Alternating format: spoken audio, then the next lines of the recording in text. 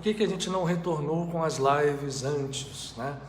Eu queria começar dando a vocês, não uma explicação, mas compartilhando com vocês, por que a gente não voltou às lives antes. Eu tive esse período todo afastado. Eu quero me valer dessa explicação, desse compartilhamento, para falar para vocês que mais ou menos aconteceu uma semelhança quando nós fizemos a Casa de Padre Pio. Isso foi em 1997.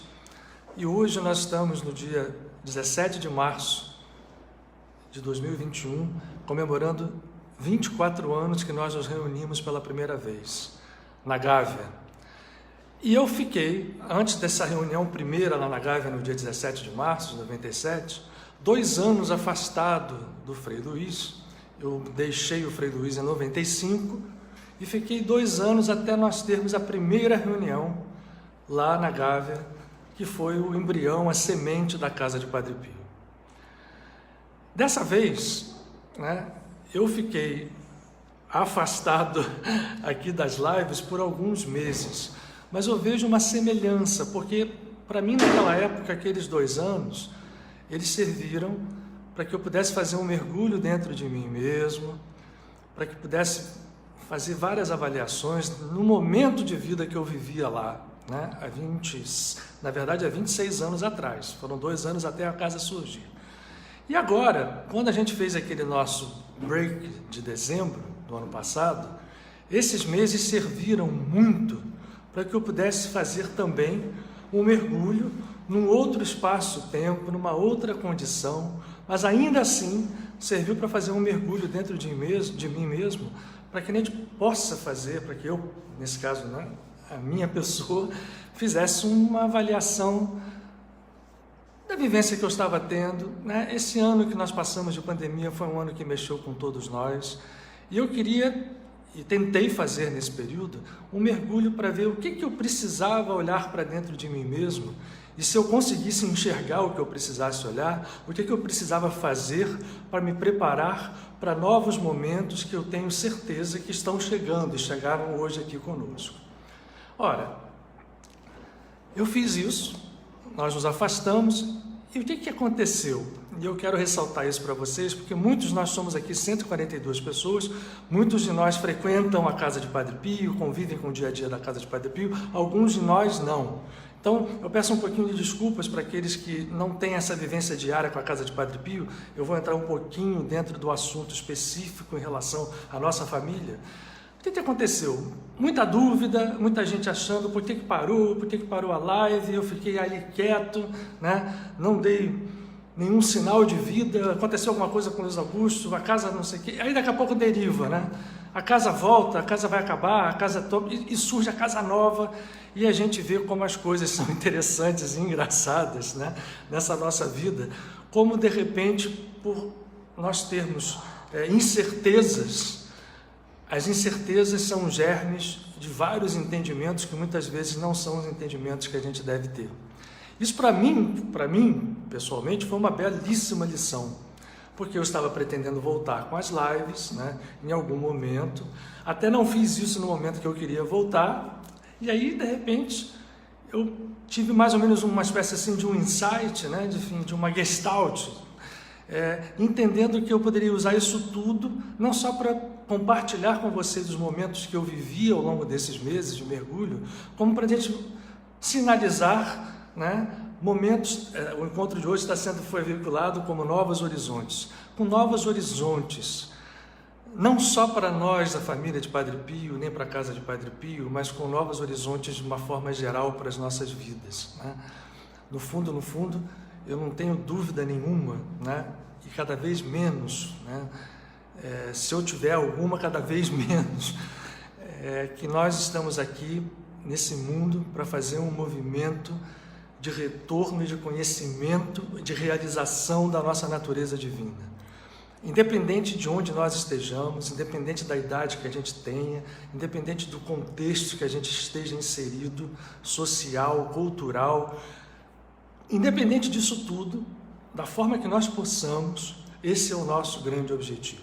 E aí, De repente, tipo assim, vai pintar a volta da live no dia 17 de março, que é o dia que a Casa de Padre Pio faz 24 anos, que pessoas que vinham, muitas delas lá do Frei Luís, né, de onde eu tinha saído há 2 anos, outras não, que tinham se reunido, eu fiz algumas palestras eventuais em alguns lugares. Então essas pessoas se reuniram na Gávea no dia 17 de março, dia de São Patrício, né, de 1997, para fundar a casa. Hoje, 24 anos depois, nós estamos aqui, e eu diria com uma semelhança muito grande, num contexto diferente, né? Numa via que não é a via presencial, a gente está falando aqui online, mas estamos conectados da mesma forma, para fazer uma espécie de uma refundação da casa. E aí eu quero ser bem claro no que a gente está falando de refundação, porque não é no sentido de mudar coisas, de fazer nada, porque essa foi uma das incertezas que surgiram, né? Com o evento de nós termos uma casa física nova, né, à nossa disposição. As incertezas que surgiram foram, o que vai acontecer? Vai mudar? Vai acabar? Então, quando eu falo em refundação, não tem nenhuma relação direta com mudanças nos processos físicos em si. Tem uma relação, a refundação, com o sentido que eu busquei fazer nesse mergulho que eu dei nesses últimos meses dentro de mim, para que nós possamos fazer refundações dentro de nós mesmos e encontrarmos dentro de nós mesmos, nessa busca, nesse cavar, né? Como diz o nosso amado Paramahansa Yogananda, usando o símbolo que ele usou, no mergulho, no mar interior, nós encontrarmos a pérola do conhecimento da realização divina. Paramahansa Yogananda tem até uma música muito linda em que ele fala que o mergulho dentro desse mar sagrado, quando a gente encontra essa pérola, esse mestre aqui, ó, quem está acostumado com as nossas lives, lembra que eu gosto sempre de apontar aqui o retrato desse mestre tão amado, fala daquele que encontra um tesouro, e quando ele encontra aquele tesouro, ele se desfaz de tudo, né, num sentido externo, num sentido egóico. Essa refundação que eu estou me referindo, fala no sentido de que nós buscarmos nesse mergulho, encontrarmos a nossa verdadeira natureza. E aí por quê, gente? E aí voltamos agora ao nosso mundo sensível. Nós temos que buscar a nossa verdadeira natureza, porque nesse exato momento, no mundo sensível, no mundo físico, nós temos realmente uma casa nova, uma casa física nova. Essa casa física nos foi dada por Padre Pio, pelas mãos da querida que está nos assistindo hoje aqui, a nossa Beth Marinho. Se alguns de vocês não sabem, aquela casa linda que está ali, que o Michael já fez hoje no Facebook um post, tirando uma foto dele lá na frente da casa e mostrando algumas fotos, né? A casa linda que está lá na mesma rua, onde nós estamos hoje situados, na Rua Assunção, no 297, nós estamos deixando a casa no 297, entregando aquele imóvel que foi tão querido, que nos serviu por tantos anos. Estamos mudando para esta casa física nova, no número 170 da mesma rua. Engraçado o número 170, né? 17 de março de 1997, 170 da Rua Assunção. Nada é por acaso. Então, a nossa Beth Marinho, a nossa querida Beth, que foi quem havia comprado esta casa, o que havia lá, que era uma oficina antiga, e que ficou ali parada por muitos anos, a Beth tomou uma decisão e nos entregou aquele prédio que está ali prontinho, inteiro, pronto para ser reaparelhado. E eu entendo uma coisa, nesse mergulho, em que nós estivemos inclusive envolvidos na finalização da obra, né, dos detalhes finais, eu entendo perfeitamente que o que nos foi entregue ali, por Padre Pio, pelas mãos da Elizabeth Marinho, não foi apenas uma casa física nova, gente, de jeito nenhum. Não foi apenas um prédio bonito, novo, que está ali pronto para que nós utilizemos aquilo para servir. Não foi. O que nos foi entregue foi um símbolo de que esta casa que está ali deve ser para nós um sinal e uma mensagem para que nós possamos construir efetivamente dentro de nós uma casa. Para quê? Uma casa para onde possa estar a presença divina em toda a plenitude. Quem tem estado conosco aqui, quem estava conosco nas lives, quem frequentava a casa de Padre Pio, quem conhece a minha forma de compartilhar com vocês uma sabedoria que eu não tenho, mas que eu procuro buscar com os nossos amigos para ser um canal o mais fiel e o menos, como eu brinco sempre, o menos atrapalhador possível, sabe que a gente entende e temos como uma assertiva capital nossa de que todas as escrituras sagradas, todas elas, não são apenas histórias, são símbolos, são códigos, como se nós tivéssemos a roupa exterior e depois os níveis profundos.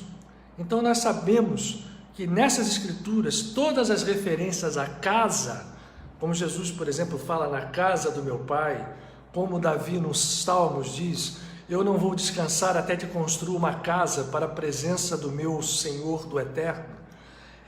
Essas referências à casa não são apenas a casas físicas.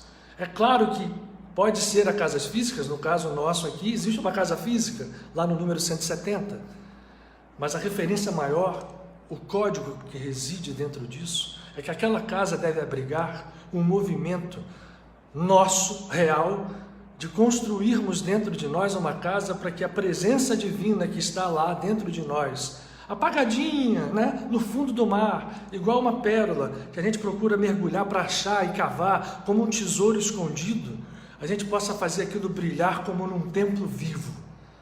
Então a ideia nossa, e a ideia que eu quero compartilhar com vocês, no momento em que a gente se prepara, e aí eu não sei quando, porque esse ano de 2021 ainda nos traz insegurança, quando é que nós vamos poder voltar a fazer trabalhos físicos. Deus permita que seja breve.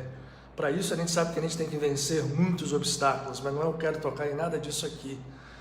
Mas Deus permita que seja breve, que a gente possa se reencontrar. Mas mesmo antes que a gente se reencontre, e talvez até seja bom esse tempo que nós estamos ainda nos preparando para entrar numa casa nova, que a gente entenda a mensagem, o sinal que Padre Pio está nos dando, de que nós temos sim que preparar o nosso coração para que cada um de nós que se congrega naquela família, né, que nós chamamos de casa de Padre Pio, e eu me lembro muito bem, a gente não conta muitas histórias da história de Padre Pio. Eu não sou muito de ficar lembrando coisas, né? Às vezes até achava que devia ser mais. Quando nós surgimos com um encontro na Gávea, não chamava Casa de Padre Pio, foi chamar mais tarde. A gente só veio aqui para a Rua Assunção em 2002, então a gente tem 5 anos aí de Gávea, e Padre Pio, quando a gente falou assim, como é que a gente vai chamar? E Padre Pio foi categórico, Casa de Padre Pio, não é lar de Padre Pio, associação de Padre Pio, centro de Padre Pio, não, casa de Padre Pio. Eu tenho certeza que ele estava se referindo, naquele momento em que ele deu esse nome, foi categórico em dizer Casa de Padre Pio, ao símbolo e ao código profundo de que casa é algo que a gente precisa construir primeiro dentro de nós. Como esse mestre diz que a gente precisa construir um reino dentro, para que o reino se espelhe e se manifeste fora na nossa vida.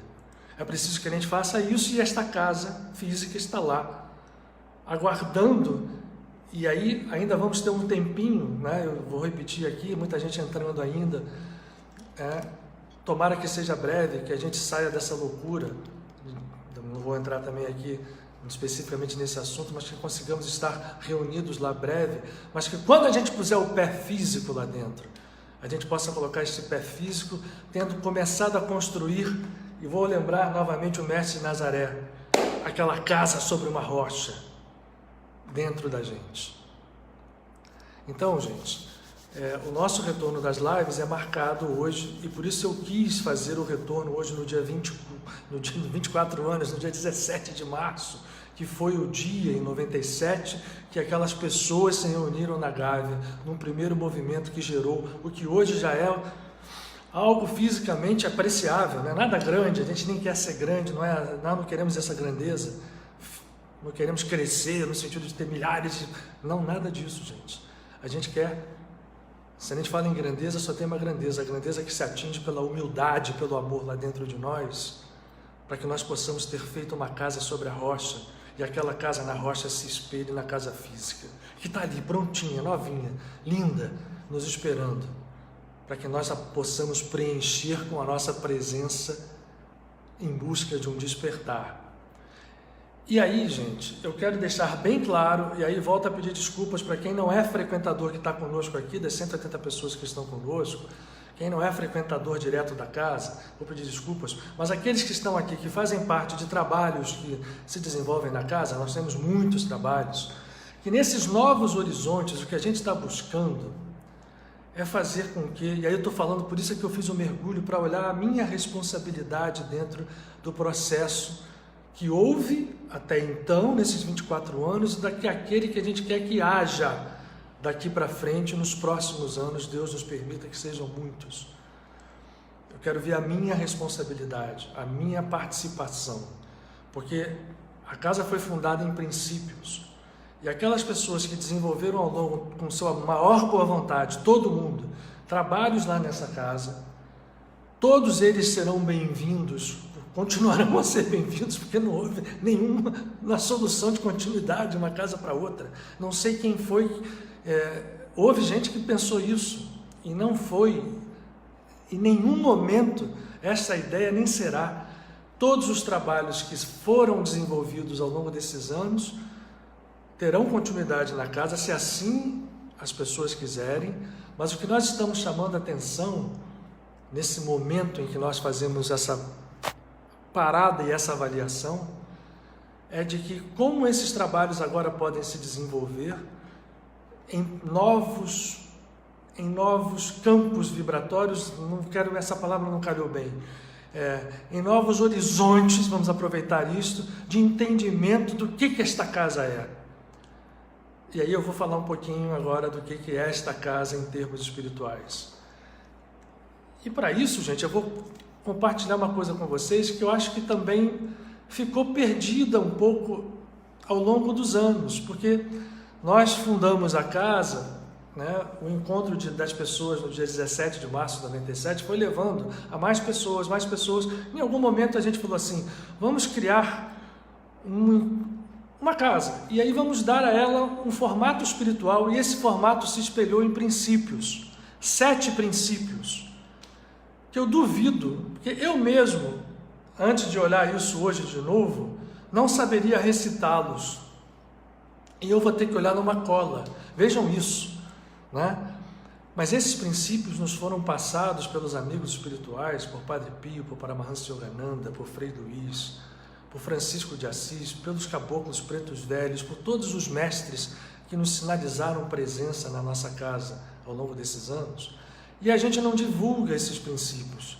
Isso eu trago para mim a responsabilidade de ter, de repente, deixado de pôr muito claramente esses princípios, para que nós pudéssemos tê-los como norte do que a casa se propõe e do que todos aqueles que trabalham na casa, fazendo qualquer tipo de trabalho, têm que entender para que esse trabalho seja efetivo no sentido real e profundo, em todos os sentidos dessa palavra.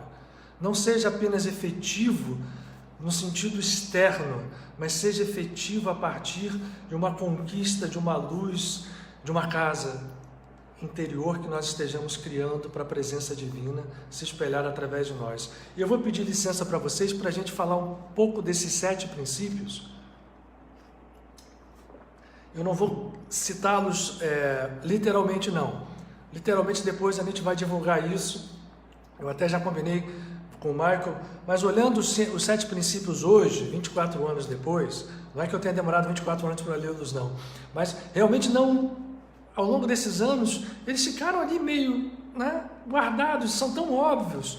A gente pode fazer alguns ajustes, porque tudo é evolução, então nós estamos falando de 24 anos, né? Depois eu vou falar um pouco nesse número. E então eu quero compartilhar com vocês, vocês vão ver como são belos esses princípios que nos foram passados por Padre Pio e pelos amigos espirituais, São 7 princípios, eu quero comentá-los com vocês, e depois que a gente fizer esse comentário, eu quero trazer o tema de hoje, Novos Horizontes, falando para vocês de uma coisa que está aqui, né, do tempo que nós estamos vivendo, na ótica dita cristã, na quaresma, na visão cabalística, os tempos que nos levam ao Pêssar, mas os dois levam à Páscoa, e eu quero falar um pouco da beleza que existe nesses tempos e, infelizmente, da nossa perda da possibilidade de aproveitarmos esses tempos na sua grandeza pelas divisões que existem entre as religiões. Esse que é o tema que eu quero compartilhar com vocês, depois que a gente falar dos 7 princípios da casa de Padre Pio, porque eles estão ligados. Lembrando, para quem está indo e voltando, esses 7 princípios são fruto de algo nos passado pelos amigos espirituais lá atrás, na fundação da casa, em 17 de março de 1997, logo depois disso, logo nos primeiros momentos, e eu vou compartilhar com vocês agora aqui. Vamos lá, os 7 princípios então. Primeiro deles, da unicidade da vida. Eu acho que esse princípio a gente não precisa falar muito. A unicidade da vida, eu acho que essa frase fala por si só. Esse primeiro princípio é tão simples, tão límpido.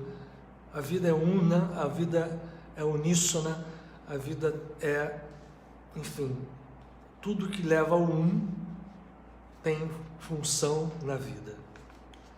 Segundo princípio, do amor e fraternidade em toda a criação, direcionado a todos os seres da criação, entendendo que mesmo os seres ditos inanimados possuem consciência.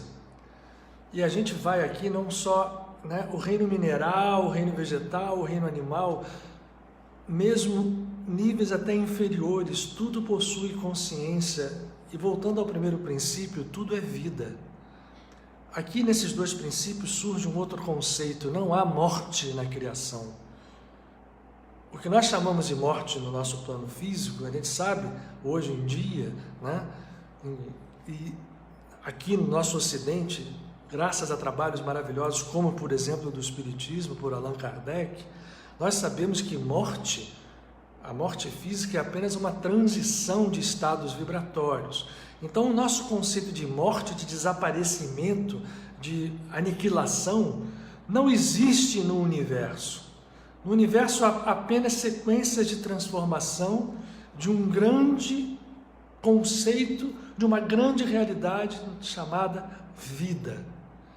O único conceito de morte foi levantado com muita clareza por este mestre. Hoje eu vou apontar ele a beça, está aqui conosco.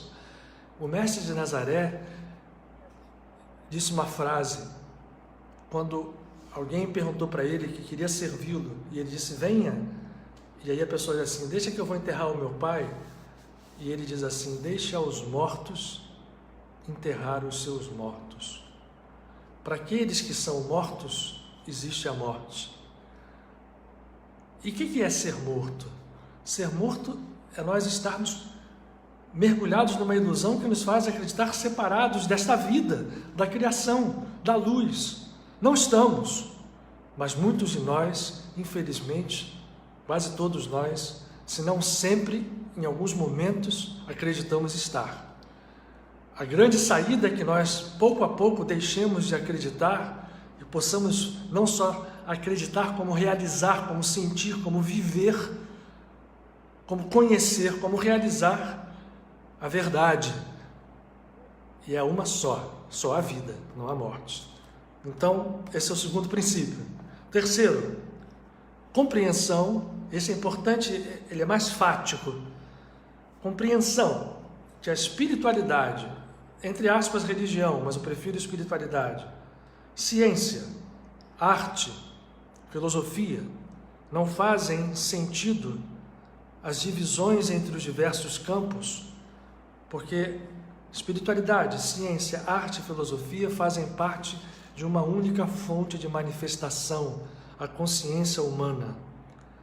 As divisões entre os diversos campos que buscou o conhecimento humano ao longo da sua caminhada são apenas frutos de enganos desta condição de separação que nós acreditamos porque vivemos pelo ego e não pelo eu.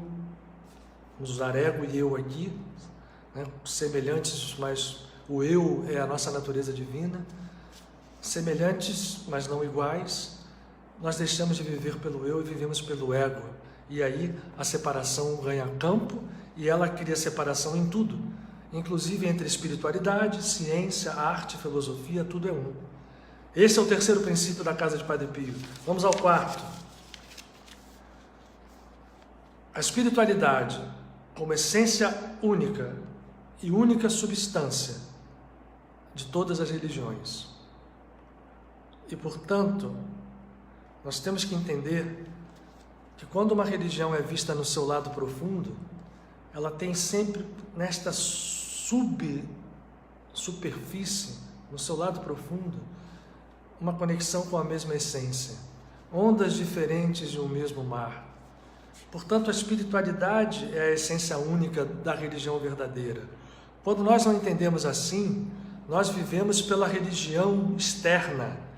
Nós passamos a ser separatistas, nós passamos a ser, no sentido até radicais, no sentido de acreditar que só a nossa religião é a verdadeira e pior, acreditarmos que exista um Deus próprio de uma religião que é a nossa e que da outra, o Deus daquela é outro. Gente, falando sério mesmo, é louco. Se a gente parar para pensar, é loucura. A raça humana vive num estado ainda de loucura infantilizada. Eu não gosto muito ainda da palavra infantil, porque infantil mas é no sentido de puerilidade, né? A parte que não é legal de ser infantil. Nós ainda vivemos nisso, e o princípio da casa de Padre Pio mostra que essa essência única de todas as religiões tem que ser entendida. E nós não podemos, então, criar religiões que têm Deus próprios, ou que são melhores do que a outra, que se conflitam com outras. Na casa de Padre Pio, não. Aqui, a unidade que vem lá do primeiro princípio, até essa espiritualidade como essência única, nos faz entender que a exterioridade das religiões deve ser respeitada, todas elas, para que nós possamos mergulhar com bastante liberdade na profundeza da espiritualidade que essas religiões trazem. Então, quando a gente fala de cristianismo, de islamismo, de espiritismo, que acabou virando uma religião, infelizmente, para certas pessoas, né? Todos esses ismos, nós precisamos olhá-los não na sua aparência, mas na sua essência, para que a gente possa respeitá-los a todos. E todos esses ramos da mesma árvore da vida possuem santos, e nós devemos respeitar os santos de todas as religiões, porque a espiritualidade, que é a essência, a seiva de todas elas, é una. Então, aqui na casa de Padre Pio, nós temos a liberdade de falar de Paramahansa Yogananda, de falarmos de Shimon Bar Yochai, de falarmos de Francisco de Assis, de falarmos de Rumi, de falarmos de todos os santos, os xamãs santificados, os grandes mestres, os grandes sacerdotes do Egito.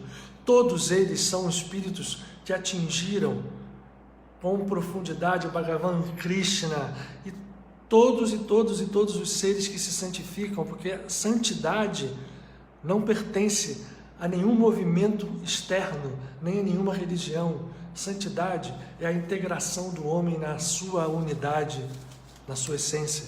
Isto é um princípio da casa de Padre Pio, sempre foi. Lembra, para quem está entrando aqui, que esses princípios aqui foram trazidos para nós, por Padre Pio, já há 24 anos.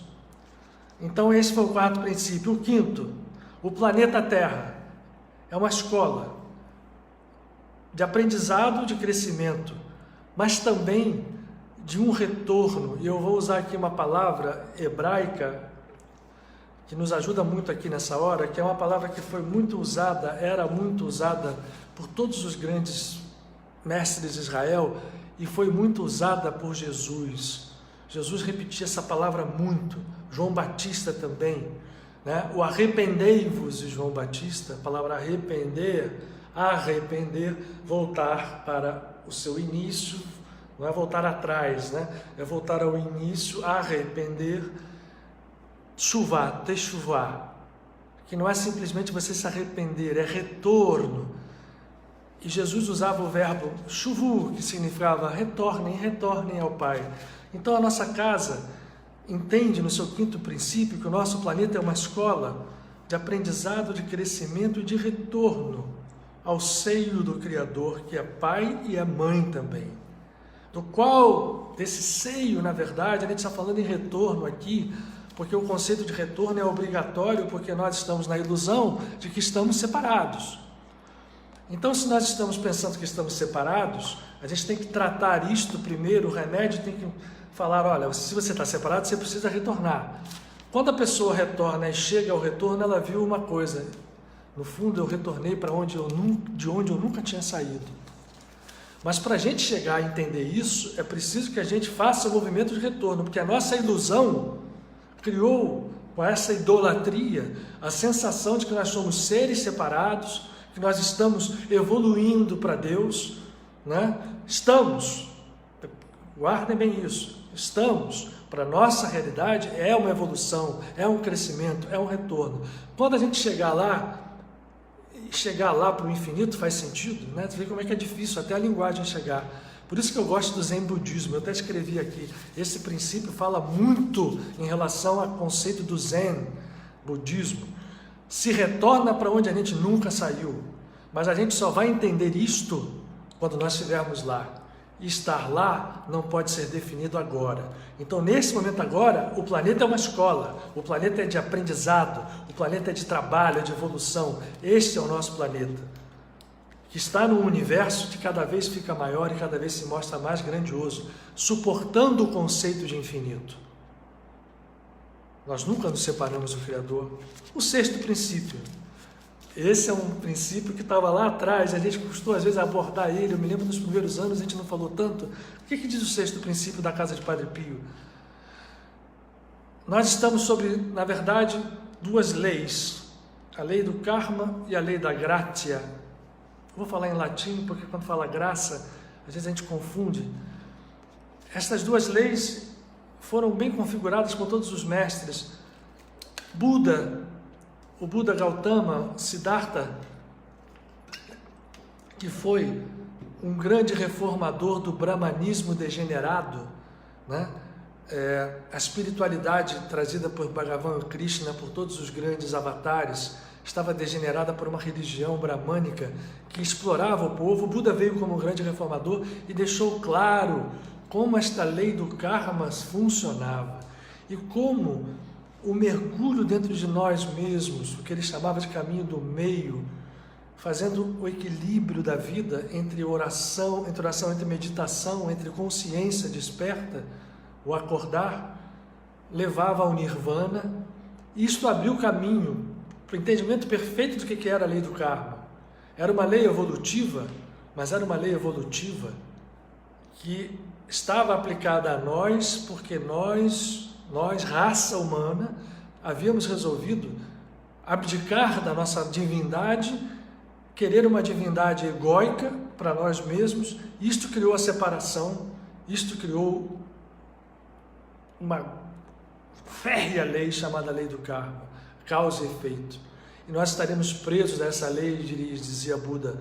Enquanto nós estivermos presos a ela, a nossa evolução será quase como uma roda de Sansara. E aí eu vou brincar de novo com vocês, pode ser que muita gente não lembre aqui, ó, da minha molinha. Esta molinha aqui, ó, vocês estão vendo aqui? Eu fazendo assim, não parece um círculo? Vocês não estão vendo a profundidade dela, né? Só estão vendo as duas dimensões. A nossa reencarnação parece isso, ó. Alto, estamos no alto, ora estamos embaixo. E vamos evoluindo, ó, grudadinhos, porque é uma roda atrás da outra, mas avança muito pouco. O que a gente precisa fazer, ó, é estender esta mola e fazer com que a nossa evolução ou o nosso retorno se dê de uma forma mais direta, mais ampla. É a mesma mola, ó, só que aqui ela está comprimida, como nós estamos na lei do karma, ó, presos nas nossas sementes de ação e reação, presos em futuro, passado, na ilusão do tempo e do espaço, que desapareceu desde que Einstein nos deixou claro que tempo e espaço são uma entidade única. Não é o nosso tema de hoje. Mas esta molinha aqui pode se abrir e eventualmente ela pode se transformar numa linha só, que é a conexão direta. E aí isto acontece quando funciona uma lei chamada lei da gratia. Esta lei, o avatar que veio ao mundo para deixar esta lei mais clara do que nunca foi esse aqui, o Mestre de Nazaré, que nos falou de perdão de pecados, nos falou de coisas assim que confrontam aparentemente a lei de causa e efeito. Até não é aparentemente não, como por exemplo, o perdão ao bom ladrão na hora da cruz, o perdão dos pecados. Para os hindus que acreditam ferreamente na lei do karma, não é possível, porque eu tenho que cumprir o meu karma, eu tenho que pagar o meu karma. E isto ficou um conceito muito ruim, porque quando a gente fica com esse conceito em cima das nossas cabeças, muitas vezes a gente perde até o ânimo de seguir. Porque se eu começo a acreditar que eu tenho uma dívida absurda, que eu preciso pagá-la ceitil por ceitil, como diz o mestre, eu às vezes perco o ânimo, e aí fico aqui, preso nessa roda do Sansara. Então, a nossa casa, no seu sexto princípio, admite essas duas leis que se complementam, são leis reais, mas que podem ser aplicáveis dependendo do nosso estado de consciência. E é por isso que eu batalho esses 24 anos, para que nós entendamos que o trabalho nessa casa de Padre Pio não é um trabalho externo só. O trabalho externo, ele tem que ser a continuidade desse trabalho interno em que a gente busca nos livrar dessas ilusões, para que eu possa fazer o trabalho, seja qual for ele, seja eu lá ou qualquer outra pessoa dando uma palestra, seja alguém dando um passe, seja alguém fazendo uma aula de um tema ou de outro, do Bhagavad Gita, da Kabbalah, do Paramahansa Yogananda, do estudo científico, de desobsessão. Qualquer trabalho externo terá significado profundo e real quando nós estivermos fazendo esses movimentos interiores, para que esse trabalho externo seja parte de um inteiro, de uma unicidade, de um contínuo, porque senão eu posso até estar fazendo um bom trabalho para atender uma terceira pessoa, eu posso fazer uma belíssima palestra ou dar uma bela aula e as pessoas aproveitarem muito bem, e elas são. Agora, e eu? Eu fui humilde? Eu fui uma pessoa que entendeu que eu sou apenas um canal, que tudo aquilo que eu fiz foi apenas um processo do qual eu sou parte e não o autor? Isto é ter, eu digo a vocês porque nesses 24 anos, eu me analisando, vejo quantos em quantos momentos eu deixei de ser isso. A vaidade é um problema, e a humildade é a pedra fundamental de todo o movimento espiritual. Humildade e amor. Se nós não temos essas duas coisas, os movimentos espirituais serão falhos. A gente pode, inclusive, beneficiar terceiras pessoas, das pessoas que ouvem palestras, que recebem o passe, que recebem o tratamento de cura trazido pelos amigos espirituais, que recebem as aulas, elas se beneficiam. Mas e aqueles que estão sendo veículos? Estão entendendo que são apenas mensageiros, que são apenas canais, ou estão se achando eles os autores? Porque se isso acontece, nós vamos estar caindo numa coisa que esse mestre, eu falei que eu ia apontar muito ele hoje, falou. Quando ele diz assim, eu estou separando aqui, não é ele, né? Isso é código. Mas quando a separação acontece, você, mas vem cá, eu não falei no seu nome, eu não fiz pregação, eu não tratei, eu não curei doente, eu não ressuscitei morto. Você fez isso tudo, mas você não fez o mais importante, você não buscou integralmente, de coração, de amor, de entusiasmo da alma, se aderir ao divino. E aí eu vou terminar o sétimo princípio com uma frase que vocês todos já sabem. Vamos ao sétimo princípio. O ser humano, como filho da consciência divina, não nasceu destinado ao sofrimento. Não. A gente não nasceu para sofrer, ser submetido a sofrimento e dor. Dor e sofrimento são frutos dos nossos próprios atos e não são castigos. A própria lei do karma não é castigo nenhum de Deus, é fruto, mas ela não é a lei superior. A lei superior, a do karma, é a lei da graça, que está intimamente ligada ao quanto de entendimento, de vivência do amor e da busca de realizar esta natureza, de despertá-la e torná-la real em nós. O sofrimento é resultado da lei da causa e do efeito, do fruto da separação original. Vamos substituir a palavra separação por pecado, porque pecado vem de pecus, todo mundo já sabe isso, peça em latim, separação, corte, mas um corte que a gente acredita que houve, e a gente vive como se houvesse, mas nunca houve.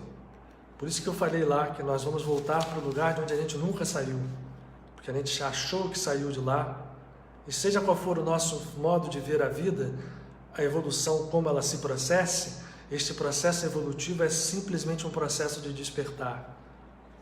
Mas aí foge ao nosso conhecimento atual. Estes são 7 princípios, e sem eles a casa de Padre Pio não faz sentido. E esses princípios são coroados por um outro, que está na frase que nos dá o tema: viver Deus. O que é viver Deus? Viver Deus. Viver Deus é exatamente isso, é buscar essa aderência primordial, primária, como princípio a tudo que nós fazemos. E, portanto, eu posso ser uma pessoa com o trabalho mais humilde dentro da casa, né? A pessoa que faz a coisa mais aparentemente simples. Se esta pessoa está vivenciando Deus, ela está fazendo o movimento certo. E a pessoa que pode ser a pessoa mais alta, ou que se pense ser a mais alta, se não tiver vivência em divino, não estará fazendo o trabalho real. E, portanto, os princípios dessa casa para novos horizontes devem ser relembrados. E o coroamento que é viver Deus deve ser um lema tratado seriamente, não é apenas uma frase bonita para a gente enfeitar os nossos ditos, as nossas paredes, não é. Temos que olhar e dizer assim: o quanto eu estou apegado às coisas que eu acho que são minhas. Que trabalho eu acho que é meu? Eu não tenho um trabalho, eu não tenho uma palestra, não é a minha palestra, não é o meu trabalho, não é o meu isso, meu aquilo. Ninguém tem meu nessa casa.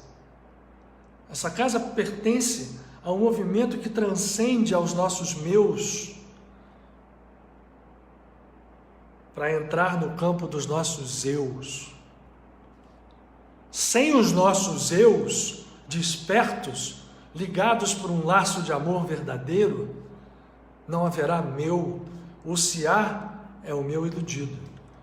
E este presente que o Padre Pio nos está entregando, esta casa nova, física, é um chamado para que nós deixemos de lado os nossos meus, o meu trabalho, o meu isso, o meu aquilo, a minha palestra, estou falando aqui no meu caso, falo para mim, para que a gente entenda que eu fundamental está sendo cada um de nós chamado a construir com a união dos nossos seres num amor que transcende as nossas aparentes diferenças. E aí, para terminar, lá nos 7 princípios está o que a gente chamava à época, e vai continuar chamando, do círculo virtuoso. São 4 palavras baseadas nesse conceito do viver Deus. Eu amo, e por isso esse amor, o amor no sentido profundo, amplo dessa palavra, não é um amor apegado, não é um amor de posse, não é nada disso. O amor do ciúme, não, é um amor que é a força motriz da vida, que fecunda, que faz criar. Eu amo. Se eu amo, eu conheço. Quando esse mestre aqui, eu disse que eu ia apontar ele hoje, falou que conhecereis a verdade e a verdade vos libertará, ele emendou isso ao dizer, falar profundamente do amor. Vamos lá no Evangelho de João, que é onde está essa frase. Essa frase solta tem sido fruto de tantas mais interpretações. Mas quando ele diz, conhecereis a verdade, para que eu conheça eu preciso amar. Se eu não tiver amor eu não posso conhecer. Aliás, a palavra conhecer é usada na Bíblia no sentido de refletir um ato de amor, de união. A união entre Adão e Eva, a união do masculino e do feminino numa relação de caráter sexual, o conhecimento, talvez vocês lembrem disso, né? Ele conheceu a mulher. Conhecer no sentido profundo, esta união. Eu só conheço aquilo que eu amo. Só conheço verdadeiramente aquilo que eu amo. Então, portanto, eu amo, eu conheço. Quando eu conheço, eu ganho poder. Eu ganho liberdade. Porque eu conheço, eu entro no campo da verdade, que não pode ser definido, só pode ser conhecido. Não pode ser definido, só pode ser conhecido. Estou repetindo. Isto nos dá liberdade, liberdade dá poder. E aí, quando eu tenho poder, quando eu não estou mais no campo do ego, porque o falso poder do ego, que não tem nada a ver com amor, nem com conhecimento, mas a gente tem enfim, lá uma coisa esquisita que parece aquilo, né? Não é nada disso, não é amor, não é conhecimento, não é poder, é um falso poder. Mas o verdadeiro poder, quando a gente serve. Então, as 4 palavras, eu amo, eu conheço, eu posso, porque tenho poder, eu sirvo. Eu não oprimo, eu não domino, eu não piso, eu sirvo. Quem tem poder verdadeiramente serve, como esse fez, como outros fizeram. Aquele que tem poder serve, e a palavra servir tem na sua etimologia um sentido muito interessante. Servir significa aderir, né? Significa cumprir um papel, né? Eu sirvo para alguma coisa, eu sirvo para médico, né? Eu sirvo para você, a roupa me serve, ela está aderida, ela está perfeita, ela está harmônica. O servir tem sempre uma direção do outro, mas para que a gente possa servir de verdade, eu preciso amar, vou lembrar do círculo virtuoso, dos princípios da casa de Padre Pio. Eu amo e aí eu conheço. Ao conhecer, eu ganho poder, eu posso. Ao poder, tendo esse poder enorme, eu sirvo. E esse círculo é virtuoso. Eu quis falar para vocês, até agora, nesse dia especial, 17 de março de 2021, na Gávea, para formar um embrião do que seria a casa de Padre Pio. Eu espero que tenha, de alguma forma, ficado claro o que esta casa tem como objetivo quando ela foi fundada. E o que esta casa nova, física, representa para nós. Então, quando nós entrarmos lá, ninguém vai ser mandado embora, lá tem espaço para tudo. E, aliás, hoje, né, já está pronto, feito pelo nosso irmão Ricardo Jordão. Eu nem sei se eu não vi ele aí, se ele está assistindo ou não, mas ele fez um vídeo com a Zélia, nossa Zélia querida. Nós estamos com um time de gente que se agregou à nossa casa, que já são membros antigos, mas que a gente formou um grupo. Eu não tenho dúvida que nós vamos saltar muito, né, em relação a tudo aquilo que a casa pode fazer. Nós temos horizontes novos, nós temos projetos novos que estão à nossa frente, né, no campo da ciência, no campo do serviço, no social. Tem muita coisa nova e todas as pessoas continuam fazendo parte dessa família. Então, nós temos um vídeo que vai ser divulgado a partir de hoje, que foi feito pelo Ricardo Jordão, para que vocês possam ter uma ideia do que seja a Casa Nova. Nós não vamos abrir a Casa Nova porque não tem muito sentido, a gente não tem ainda permissão para fazer encontros de pessoas. Repito, para aqueles que não estavam comigo, Deus permita que seja breve essa nossa volta física. Mas enquanto isso, vocês vão ver que beleza que nos foi entregue pelas mãos da Elizabeth Marinho, por Padre Pio, né? Ela que custeou essa obra toda, que fez o projeto, nos entregou essa casa física, e ela é esse símbolo. O vídeo vai ser divulgado logo agora, hoje, depois dessa live. E eu queria comentar com vocês, até nós chegarmos à nossa meditação.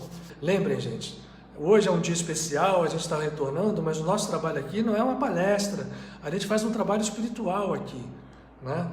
Que procura ser um veículo para que nós todos possamos nos beneficiar e estender através de nós esse benefício a muita gente, às nossas famílias, a outras pessoas, ao mundo inteiro, né? Porque todo ponto de luz reflete a luz infinita, seja onde ele esteja.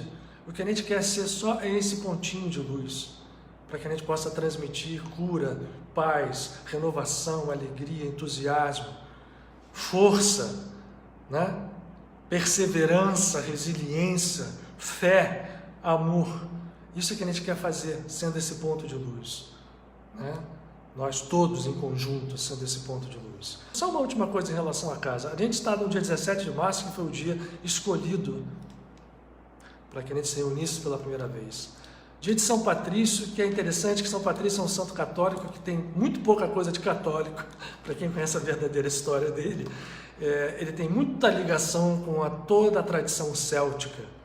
A tradição céltica, que é uma tradição, inclusive, relacionada à Mãe Divina, ao poder feminino. Esta casa, portanto, foi fundada dentro da visão que traz o poder feminino.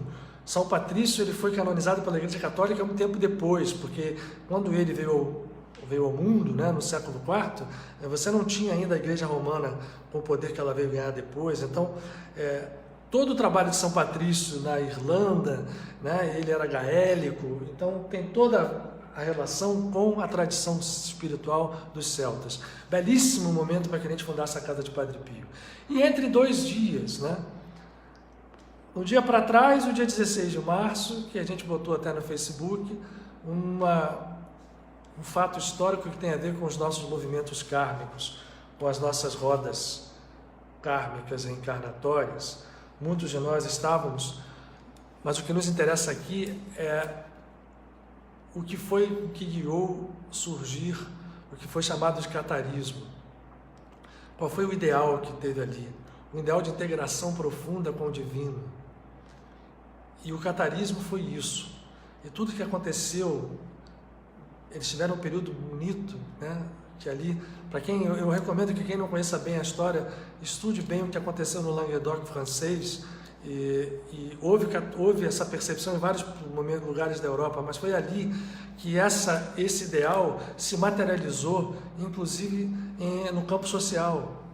Houve um momento em que os nobres que aderiram ao catarismo entenderam que eles não eram senhores feudais para explorar servos, que eles eram componentes de um movimento em que os servos eram seres humanos, filhos de Deus como eles. Então houve um momento em que houve ali a criação de uma sociedade que era um embrião de uma sociedade possível. Isso foi destruído por uma cruzada, disparada pelo Papa, que foi o mesmo Papa que admitiu Francisco de Assis criar a sua ordem. Olha que coisa interessante, né? Olha só os intrincados do destino, Inocêncio III. Então nós estamos envolvidos, a família de Padre Pio tem raízes lá nesse processo. Hoje nós estamos aqui ganhando novas oportunidades de reconstruirmos os nossos movimentos espirituais interiores, para que as nossas obras exteriores estejam livres da ilusão. Por mais bela que ela possa parecer, se não tiver esse espírito, que eu falei aqui já há 1 hora, né? Exatamente há 1 hora estou falando nisso, esse espírito vivo interior com esses princípios, esta obra exterior não vai valer muito. Tenhamos atenção para isso. Não tenham dúvida que o Papa Inocêncio III, quando fez a cruzada, achava que estava servindo a Deus. Ao destruir os cátaros, ele estava achando que estava defendendo esse aqui. Vejam o absurdo. Hoje a gente vê, mas naquela hora, certamente, a ilusão era tanta que eles achavam que estavam certíssimos. Bom, e nós estamos a 2 dias do dia que a Igreja Cristã Católica comemora o patriarca que dizem ser o pai adotivo, né, do nosso mestre de Nazaré. Não importa quem seria pai adotivo ou não é. Yosef, José, que tem o mesmo nome do filho de Jacó, do 11º filho de Jacó, José, que foi o chanceler do Egito depois de ter sido vendido pelos seus irmãos. Nada nas Escrituras, eu repito aqui, é de graça. tudo é código, tudo é símbolo, tudo possui significados. E São José tem o nome de São José, não é por acaso. Mas esse também, não vamos entrar nesse campo aqui hoje, porque eu quero aproveitar para falar de algo que acho que mais nos importa agora. É mais frutífero. Mas ele, olha que coisa interessante, José nasceu, viveu dentro da tradição hebraica, né? Nasceu, viveu em Nazaré. José não era um pobrezinho, um sujeito largado. José era um yotzer. Yotzer em hebraico significa um construtor. Ele não era um carpinteiro, ele era um construtor. Ele era carpinteiro, era pedreiro. E tudo indica que ele não tinha uma situação de pobreza na sua vida.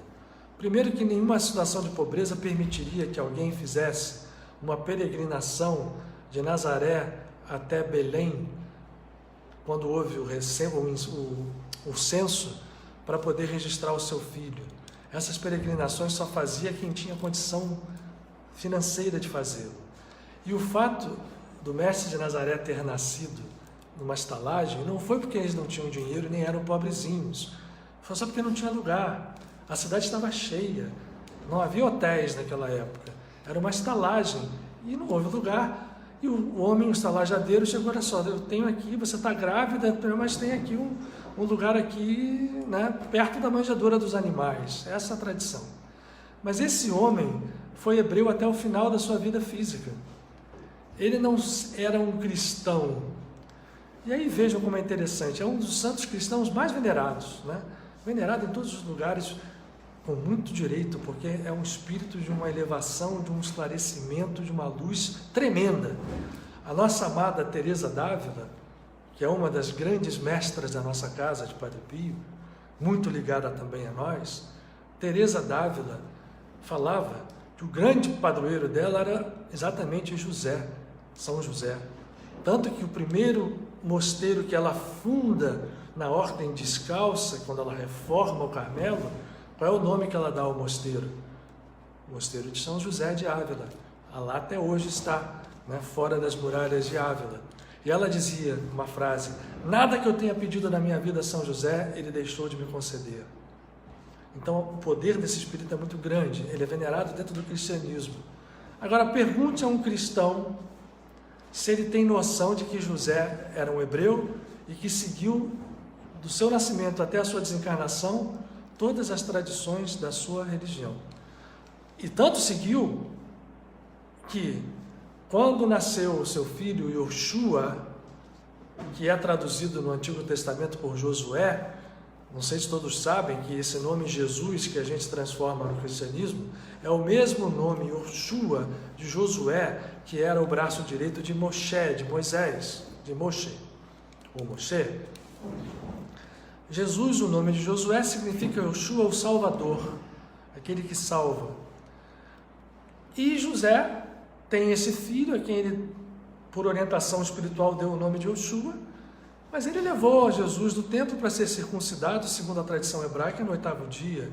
Ele fazia as peregrinações a Jerusalém, porque tinha dinheiro para isso, todos os anos, no Pêssar, nas festas dos tabernáculos, em Shavuot, em todas as outras festas, em Sukkot. Então, um cristão, né, ele é veneradíssimo no Nordeste. A gente vê o São José vestido aquilo, mas muita gente pensa que não sabe que Jesus foi um hebreu. Então, por que eu estou querendo fazer essa introdução? Porque nós estamos vivendo um momento muito forte no ano. Nós estamos exatamente chegando no calendário solar ao início do mês do signo, de Áries, né, no calendário solar, vai ser daqui a pouco, né, no dia 20 de março. Mas na tradição do calendário lunar e solar cabalístico, nós já estamos no mês de Nissan. O mês de Nissan é o mês de Áries e é tido como o primeiro mês do ano, num signo de fogo. Tem o nome de Talé, que é o cordeiro, o Áries, né? Que é o seu símbolo, e que é o símbolo do fogo, o símbolo da potência semente máxima, que é o ego, mas no ego está a semente do divino. Esse mês é o mesmo mês que se comemora dentro da tradição hebraica, que foi assimilada pelo judaísmo. Vou fazer um parênteses aqui. Como o cristianismo tem muito pouco a ver com esta figura aqui de Nazaré, o mestre de Nazaré, com Jesus, né, que viveu a consciência crística nele, como o cristianismo, vou repetir, tem muito pouco a ver com a figura de Jesus, o judaísmo tem muito pouco a ver com a tradição da Cabalá. Tanto foi que a Cabalá foi muito perseguida pelo judaísmo oficial em muitas épocas. Então, para que a gente não possa, as pessoas que têm às vezes algum tipo de repulsa a olhar coisas de outras tradições religiosas, a gente falou aqui na casa de Padre Pio que ela admite tudo isso para entender a unidade desse processo, a essência de tudo como uma coisa única. Nós temos que entender que este mestre surge de dentro de uma tradição espiritual, não para conflitá-la, não para criar uma outra religião, mas para criar um horizonte infinito que não conflita, ao contrário, apenas abre portas. Foi assim o trabalho verdadeiro de Jesus. E este mês de Nissan, esse mês de Áries, esse mês do primeiro, que é tido na Cabalá como o primeiro mês do ano, é o mês que a tradição hebraica espiritual, remonta a um episódio que é chamado dentro da tradição hebraica e no judaísmo de Pesach.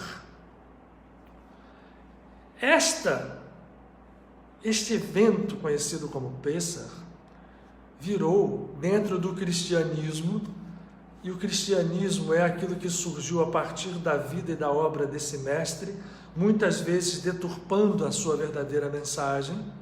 Desculpem aqui, mas é verdade isso. Os ismos, seja qualquer tipo de cristianismo, qualquer das suas derivações, deturpam a mensagem, muitas vezes, desse mestre. O cristianismo incorpora na Páscoa. Por quê? Muita gente sabe isso, mas muita gente não atenta, pelo menos.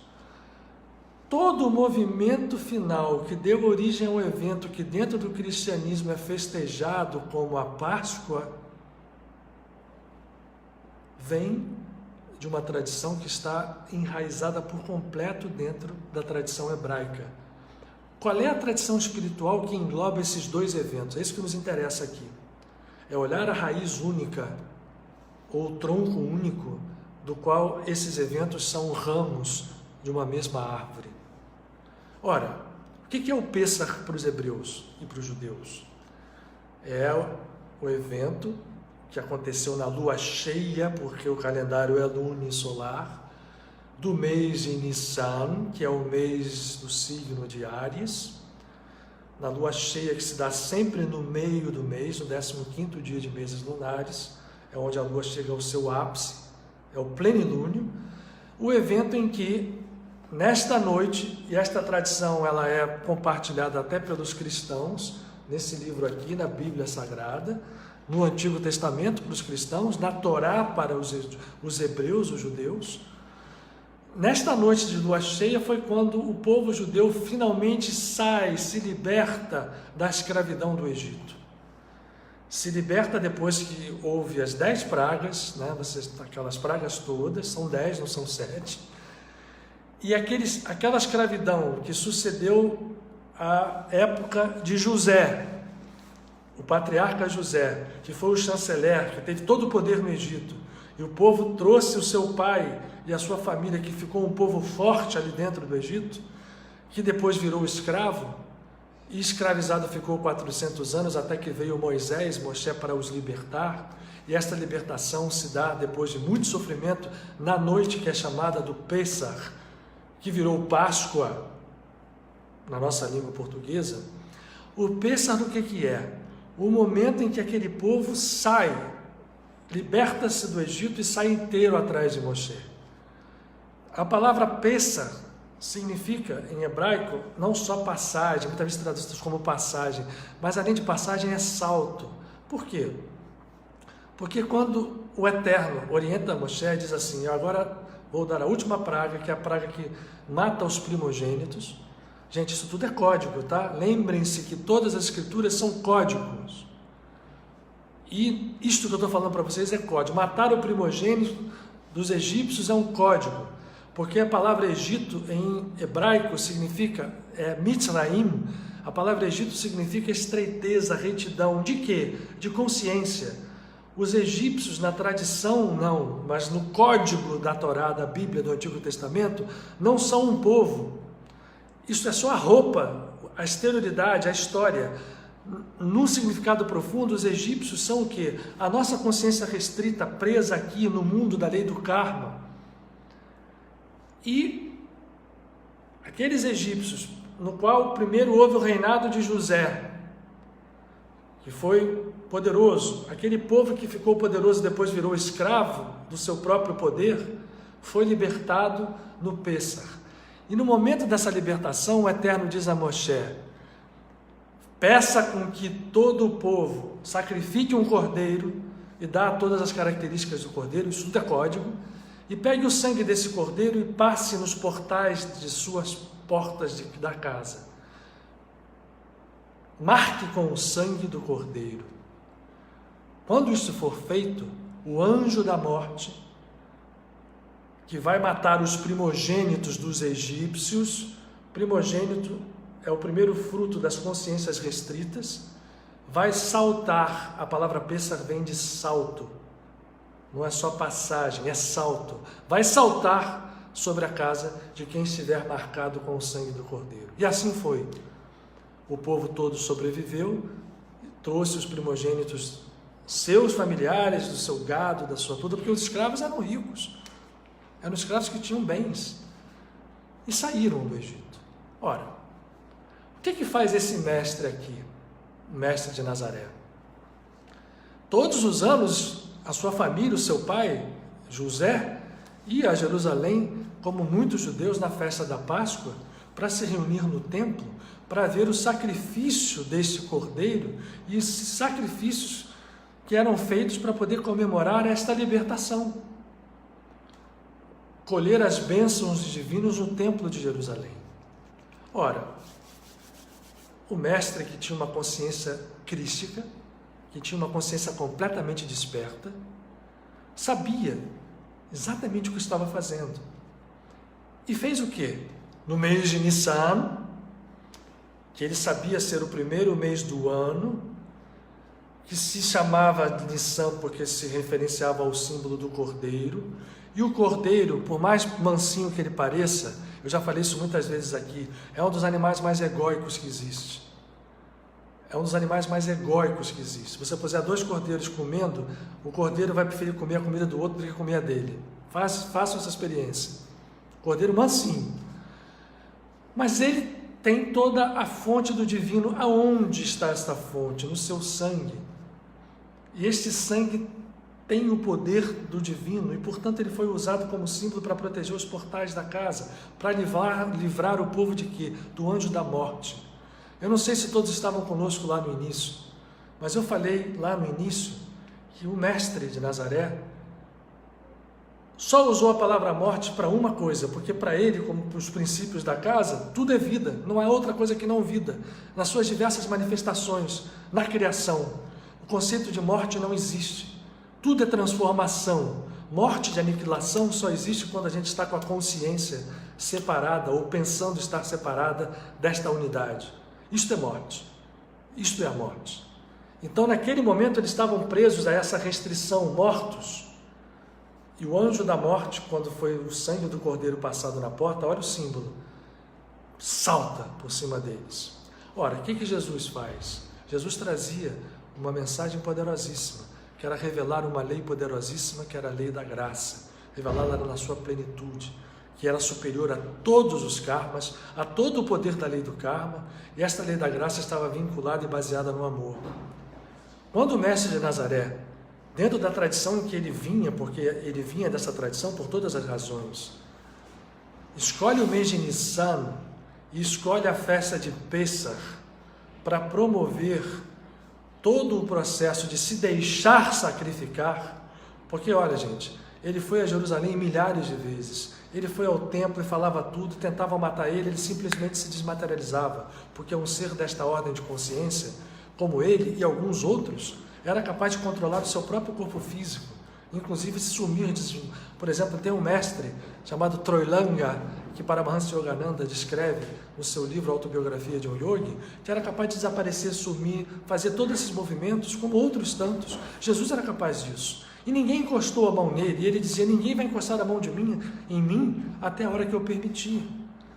E naquele momento era a hora. Ele ia se deixar levar, completando os seus ensinamentos, para coincidir na festa do Pessach, que era uma festa de libertação, para mostrar a verdadeira e profunda liberdade que estava codificada e que está codificada na Torá, na própria história da saída do Egito. A saída do Egito, no código profundo da Torá, é a saída de um estado de consciência restrito, preso, escravo, separado, morto, para um estado vivo. Esta é a liberdade verdadeira que está expressa nos códigos do Pessach, que é festejado até hoje pelos judeus. Mas o mestre de Nazaré queria mostrar que esta liberdade era tão profunda que transcendia a todos os estados humanos de liberdade. Não era apenas a liberdade física, de uma escravidão física, era a liberdade do estado que mais nos prende ao medo, ao pavor, a todos nós, sem exceção, que era do que nós chamamos de morte física. Ele queria mostrar uma coisa, e mostrou, com o seu movimento especificamente para aquela lua cheia de Nissan, no Pessach da sua tradição hebraica, para ali, naquele movimento, promover uma libertação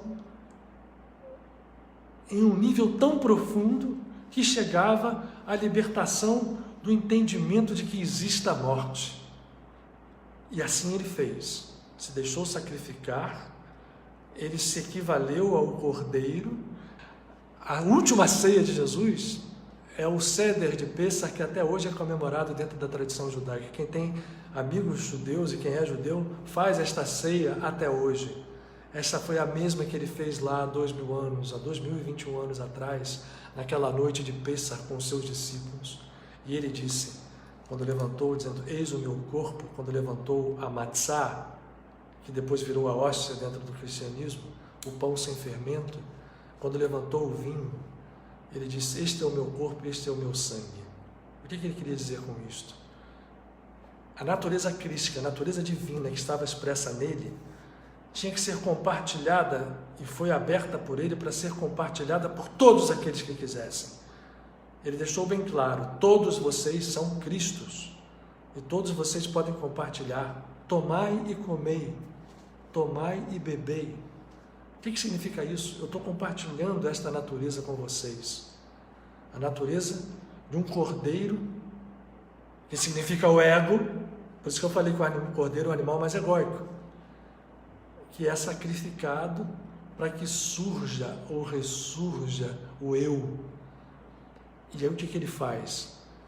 A última escravidão é nós acreditarmos que a morte seja o fim, que a morte seja algo que nos derrote. Não, a morte só existe uma, é a morte da consciência.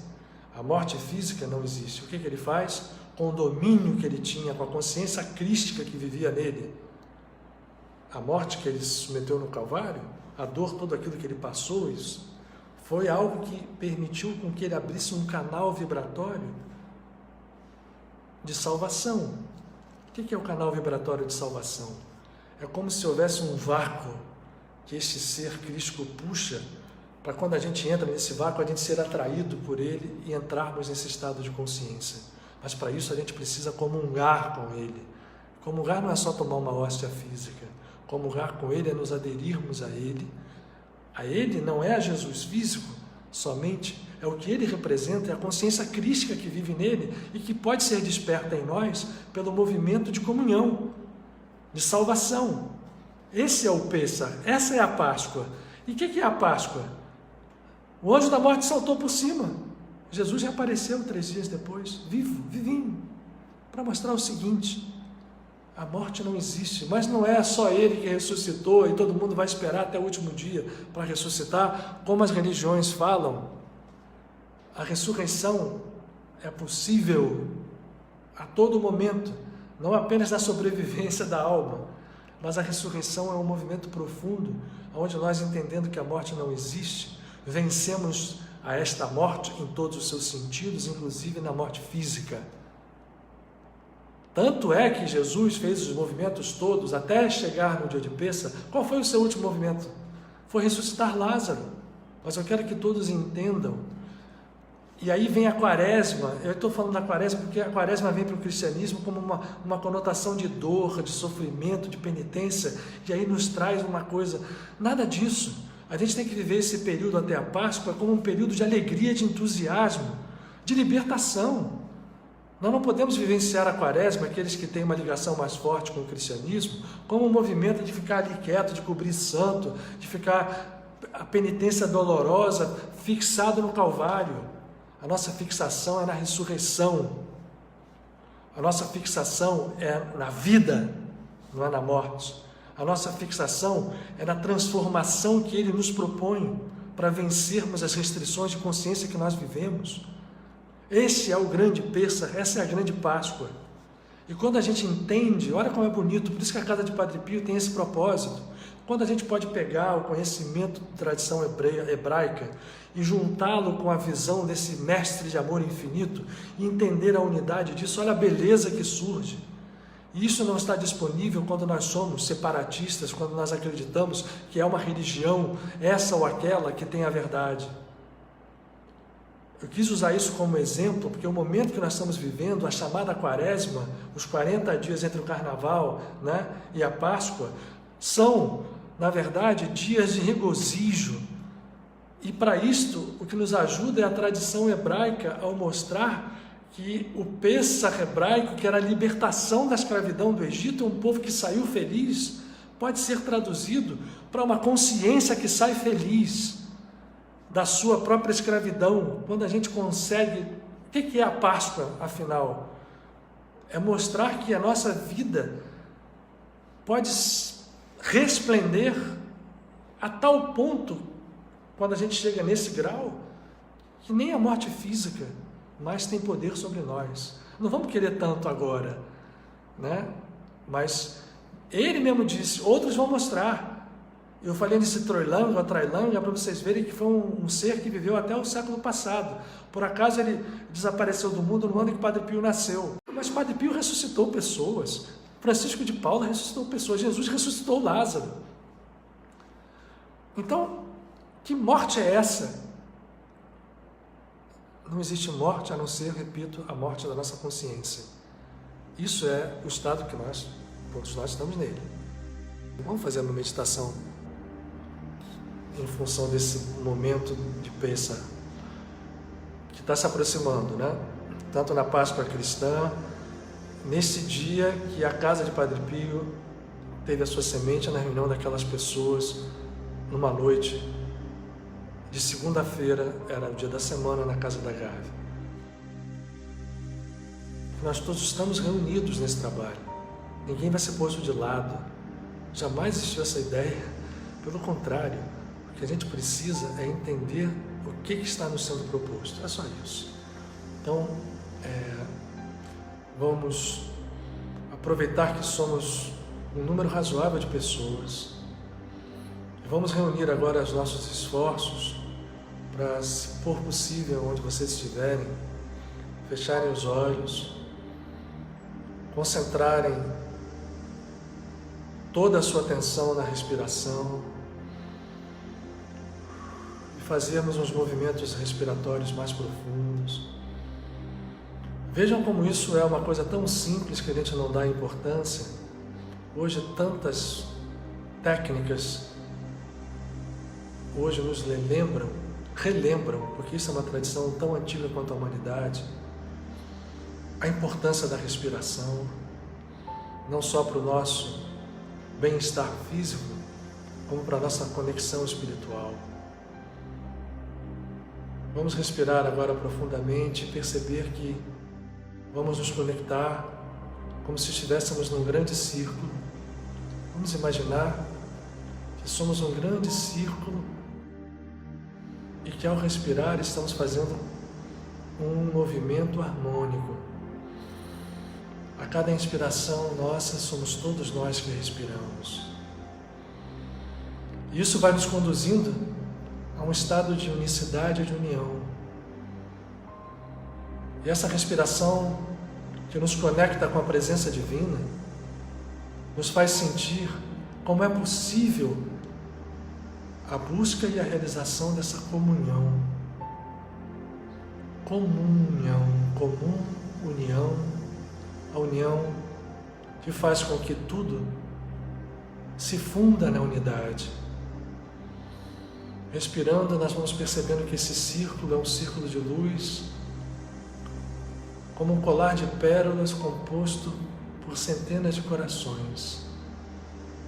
Corações físicos que pulsam em diversos ritmos, mas como num movimento mágico, o ritmo de nós todos vai se unificando numa batida harmônica. Mas não são os corações físicos, é o movimento do nosso espírito, que se reflete no movimento físico, num pulsar que nos conecta com o amor que jorra sem cessar desta fonte de água viva. A fonte de água viva que emana do coração do Divino, que é nossa Mãe, é nosso Pai. Vamos sentir a força desta água viva tocando, nos envolvendo por inteiro, como uma luz viva, água e luz, uma só coisa, nos envolvendo, refrigerando as nossas almas, como está no Salmo 23. As nossas almas são refrigeradas por essas águas vivas e mansas, pelo Senhor, que é Mãe e Pai, que nos pastoreia. E se o Senhor nos pastoreia, se Ele é o nosso pastor, se o Eterno, Hashem, o nome que é Pai e Mãe, se Hashem Roi, se Ele nos pastoreia, Lo Ersar, nada eu desejo, nada me falta. Vamos sentir a plenitude dessa água viva tocando o nosso ser, as células do nosso corpo, se irradiando pelas trilhões de células do nosso corpo, pelos tecidos e fibras de nossa alma, e fazendo com que essa luz, esse colar de pérolas que somos nós, crie uma força tal que possa se irradiar a todos os nossos amados, aos nossos familiares, estejam eles nesse momento junto a nós ou estejam afastados, que essa harmonia traga saúde a quem precisa, cura, renovação, harmonia, paz, mas que transcenda os círculos mais próximos de nós. Esse colar de pérolas se irradia em círculos nessa água viva, como círculos se irradiam num lago de águas mansas, tocados pelo movimento do jorro de águas vivas que vem do alto, como de uma queda d'água divina. Toca esta água mansa, onde a nossa alma repousa, e essa luz se irradia aonde seja necessário, em movimentos que o nosso amor, que a nossa respiração harmônica, que o bater e o pulsar dos corações físicos de nossa alma dão um ritmo, que esse movimento sublime de paz, de cura, de alegria se irradie, luz viva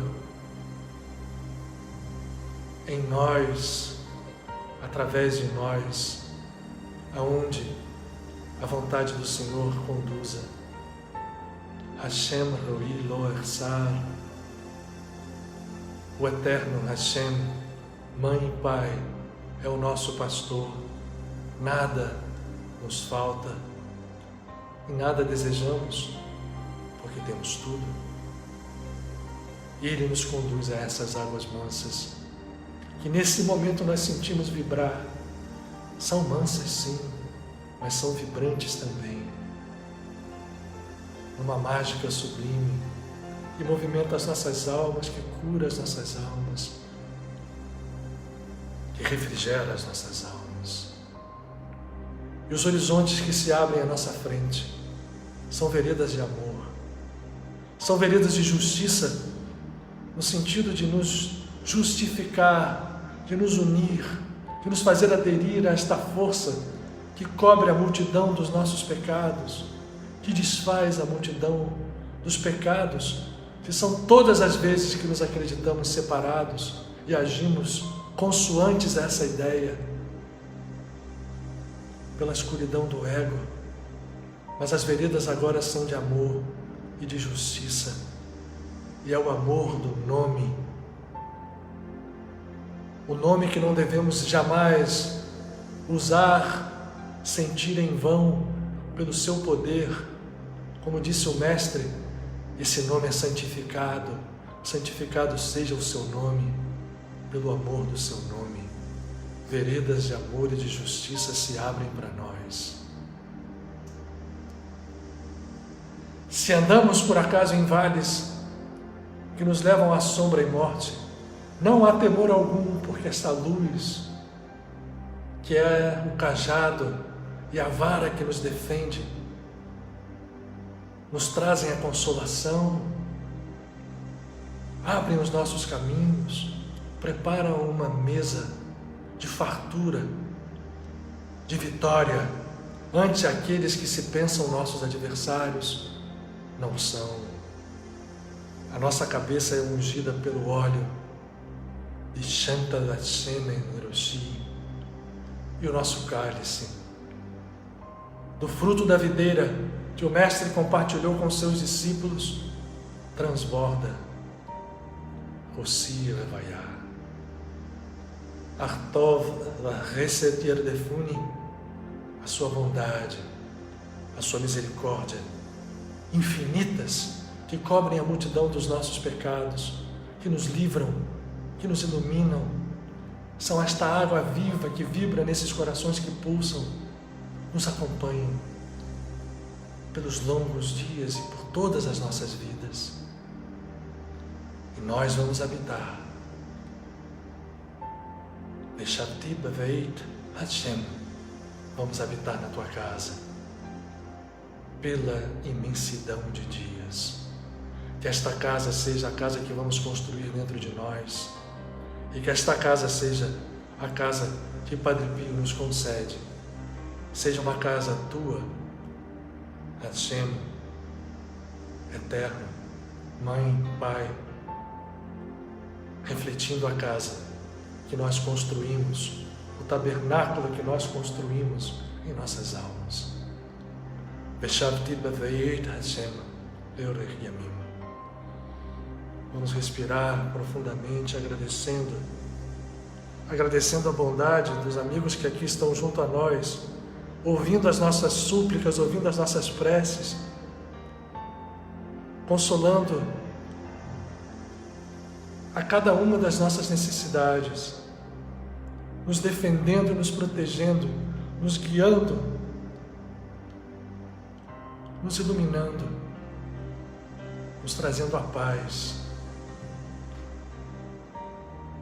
E que seja essa a marca em nossas vidas, hoje e sempre. Amém.